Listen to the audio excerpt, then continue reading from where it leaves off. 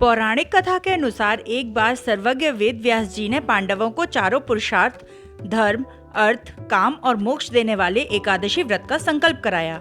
तब युधिष्ठिर ने कहा, जनार्दन, ज्येष्ठ मास के शुक्ल पक्ष में जो एकादशी पड़ती है उसके बारे में बताएं। तब भगवान श्री कृष्ण बोले, हे राजन, इसके बारे में तो परम धर्मात्मा सत्यवती नंदन व्यास जी ही बताएंगे।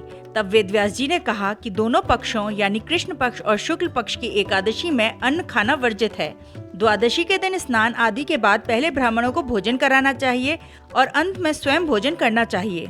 वेदव्यास जी की बात सुनकर भीमसेन बोले, राजा युधिष्ठिर, माता कुंती, द्रौपदी, अर्जुन, नकुल और सहदेव भी एकादशी के दिन कभी भोजन नहीं करते।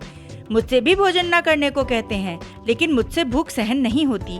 मैं भगवान की पूजा आदि तो कर सकता हूँ, दान भी दे सकता हूँ, परंतु भूखा नहीं रह सकता।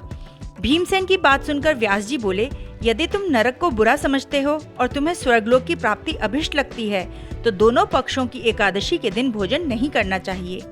भीमसेन बोले, मैं सच कहता हूँ, मुझसे बिना भोजन किए व्रत व उपवास नहीं किया जाता। मुझे हमेशा भूख लगती है और अधिक भोजन करने के बाद ही शांत होती है। इसलिए महामुनि, यदि कोई ऐसा व्रत हो जिसे साल में एक बार करने से स्वर्ग की प्राप्ति हो सकती है तो वो बताएं। मैं हर माह में 2 नहीं बल्कि पूरे वर्ष में एक ही उपवास कर सकता हूँ। ये सुनकर व्यास जी ने भीम को ज्येष्ठ मास की शुक्ल पक्ष की एकादशी के बारे में बताया, जिसे निर्जला एकादशी कहते हैं। व्यास जी ने भीम से ये निर्जला व्रत रखने को कहा। इस एकादशी के व्रत में स्नान और आचमन करने के सिवा जल वर्जित है और आचमन में 6 मासे से अधिक जल नहीं होना चाहिए। साथ ही किसी भी प्रकार से जल या भोजन का ग्रहण नहीं करना चाहिए, अन्यथा व्रत भंग हो जाता है। यदि निर्जला एकादशी को सूर्योदय से लेकर द्वादशी के सूर्योदय तक जल ग्रहण न करें तो व्रती को सारे एकादशियों के व्रत का फल प्राप्त हो जाता है।